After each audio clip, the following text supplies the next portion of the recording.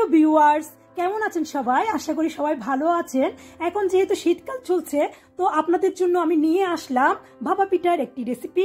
ভাপা পিঠা রেসিপির জন্য কি কি ইনগ্রিডিয়েন্টসের প্রয়োজন হয় চলুন তাহলে দেখা যাক।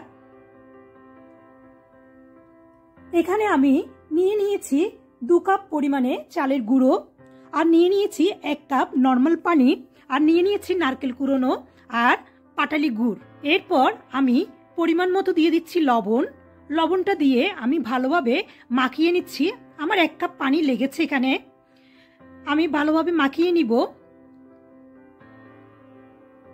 মাখিয়ে এভাবে মুঠো করার চেষ্টা করব। আপনারা ভিডিওতে দেখতে পাচ্ছেন। এবার আমি এটাকে 20 মিনিটের জন্য রেস্টে রেখে দিচ্ছি। ফিরে আসছি 15 মিনিট পর। এরপর আমি একটা চালনির সাহায্যে গুঁড়োগুলো চেলে নিচ্ছি।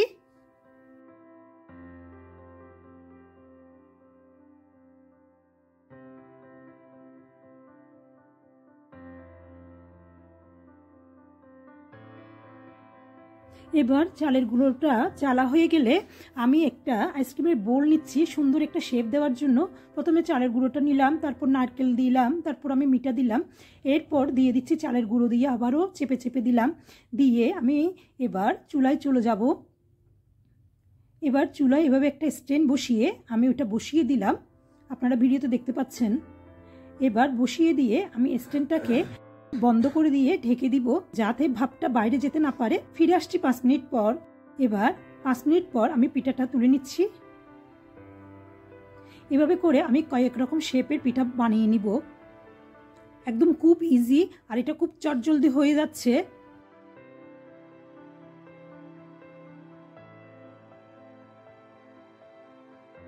এরপর আমি আবারও দিচ্ছি এভাবে করে। আপনারা ভিডিওতে দেখতে পাচ্ছেন শেপটা আসলে কত সুন্দর হচ্ছে। আমি এভাবে মুখটা বন্ধ করে দিলাম, আবার ঢেকে দিলাম। এরপর আমি অন্য একটা শেপে আবার পিঠাটা করব। আপনারা দেখতে পাচ্ছেন কিভাবে আমি রেডি করছি। গুড় দিয়ে দিলাম, এরপর আমি নারকেল দিয়ে দিচ্ছি, এরপর আবার চালের গুঁড়ো দিয়ে আবার ভালো করে চেপে দিচ্ছি। আবার এটা তো আমি রেডি করে নিচ্ছি।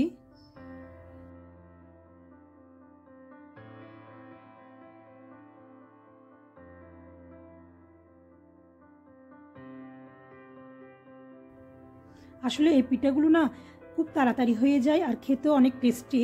আপনারা চাইলে এই পিঠাগুলো চটজলদি বাসায় রেডি করে বাচ্চাদেরকে দিতে পারেন, গেস্টদেরকে দিতে পারেন। এটা খুবই ইজি। আমি এরকমও একটা পাত্র নিয়েছি মাটির। আমি 3 রকম শেপের পিঠাটা করেছি।